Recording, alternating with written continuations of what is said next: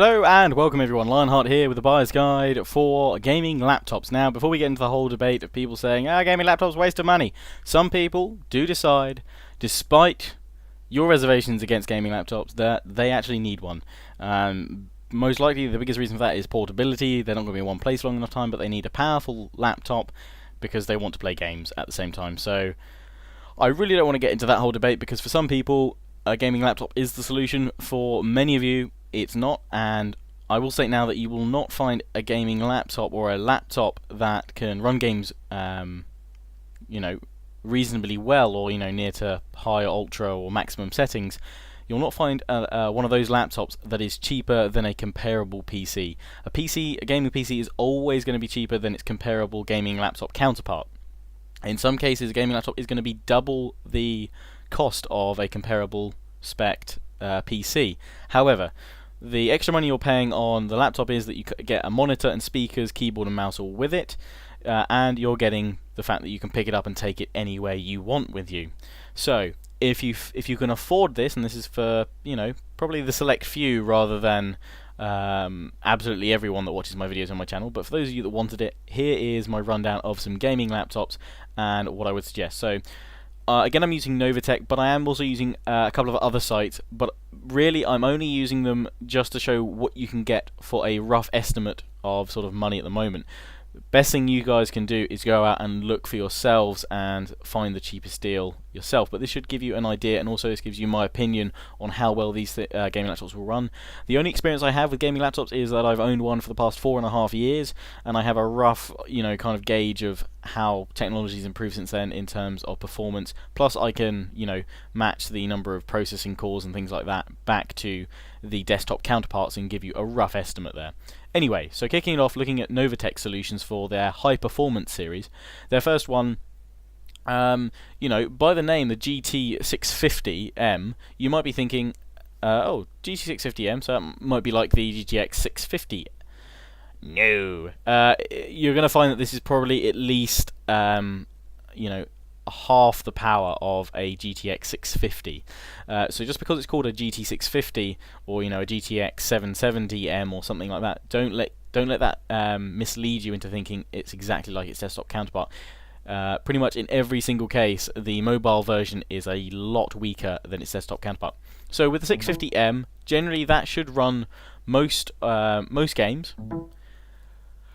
Difficult to say how well it's going to run it. I don't know what keeps plugging in and unplugging. Something's going on with my USB. But that should run most, if not all, games that are currently out on the market today, and all that are going to be out. Oh, it's my iPhone. It's just plugged in. We'll leave that down there. So the 650M should run all games that are currently out there.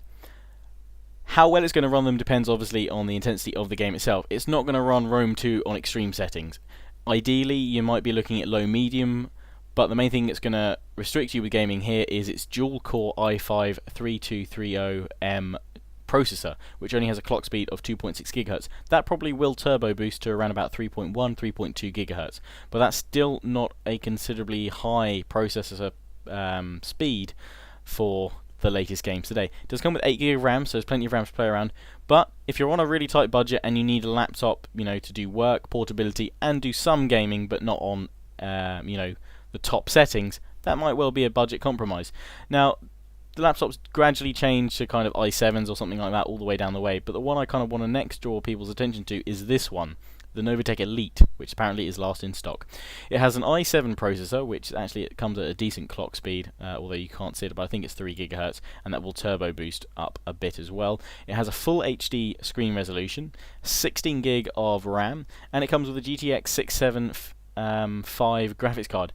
Now that I can't be completely, actually I can find out about that right now. I'm just going back over to a different tab here where I've got, I can find out about Nvidia's mobile GPU. So let's come down here and let's find their 6 series. Let's come to the 675M and specifications, and we can see how many CUBE cores it has. It has 384 CUBE cores. That is comparable to a, trying to think back here, a GTX 470, I think, around about the GTX 470, around about the same as a GTX 560, GTX 560 Ti. something around that mark. My GTX 570, which I upgraded to a GTX 770 in my desktop, my 570 had, now I can't even remember my number of cores, and I think that had 480 or 500 odd. But let's look at desktop GPUs and we can quickly compare that to my 570. So compared to my 570, okay, yeah, 480, so it's not as powerful as my 570. The 6750 though is still a reasonable mobile GPU. So coming back to Novatech, to kind of make the point here, that should run most games on, most of the latest games that are out now, should run them on high settings. You're not going to be looking at very high, ultra, the absolutely top settings, but you should be able to run with a fair amount of reasonable detail. The processor is pretty powerful in there as well, so that should help with most games. Should be able to run most Total War games, medium-high settings, nice and smoothly in big fights.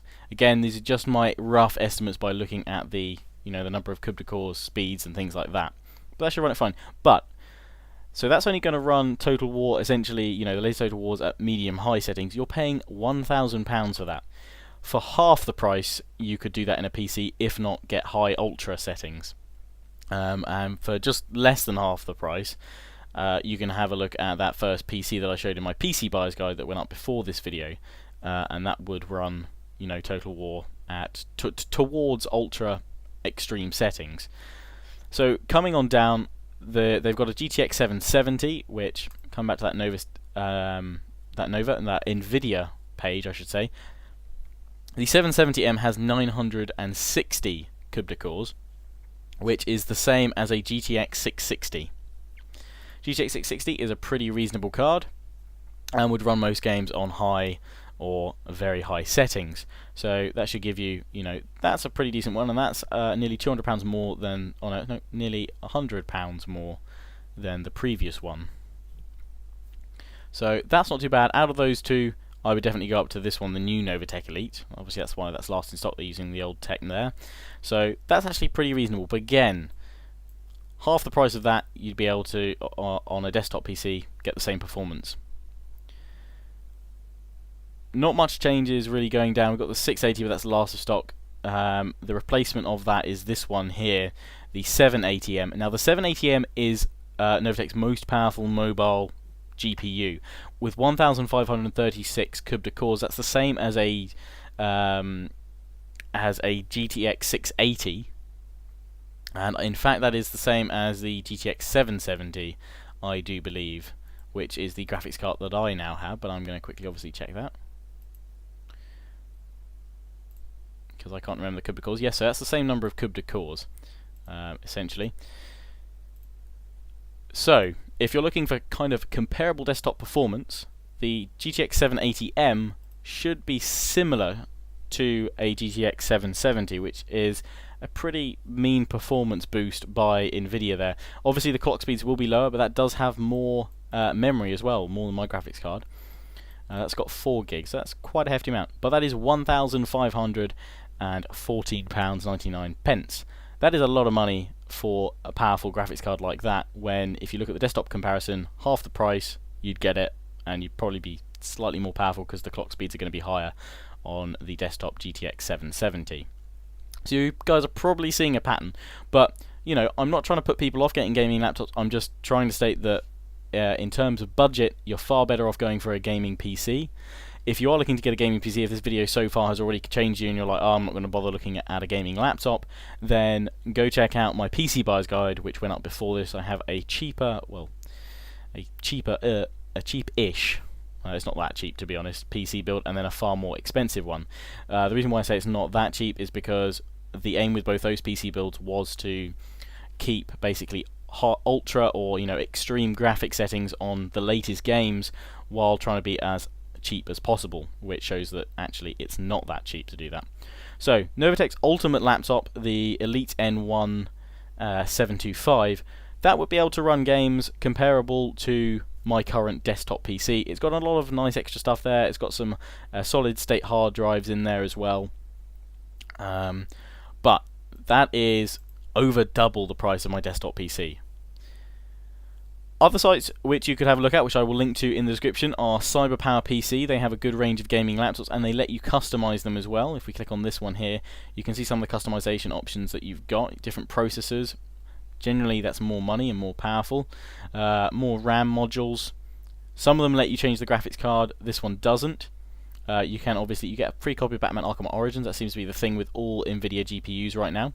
There are also gaming laptops with AMD graphics cards. The 8970M seems a pretty capable card right now, and they're all different prices here, and there'll be a link to that as well. But this allows you to configure them, which is I think a bit better than Novatex, because you may be able to squeeze a bit of a better deal there.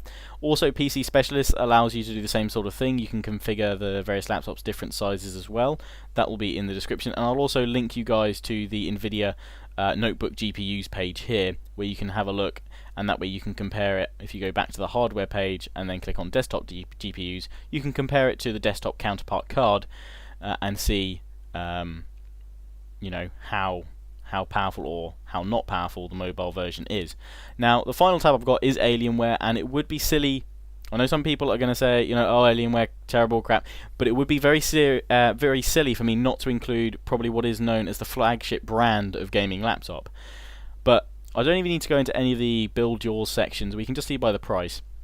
Starting at £999, they come with a lot of variable options, but the power of these laptops, you know, you're going to get a desktop PC half the price, you know, a little bit more than that perhaps, or about 600, 650, 700 pounds, which is going to be a lot more powerful than this. You're making a saving of over 250, 300 quid just for that first one, which is only a 14-inch screen. The 17-inch one, 1,299.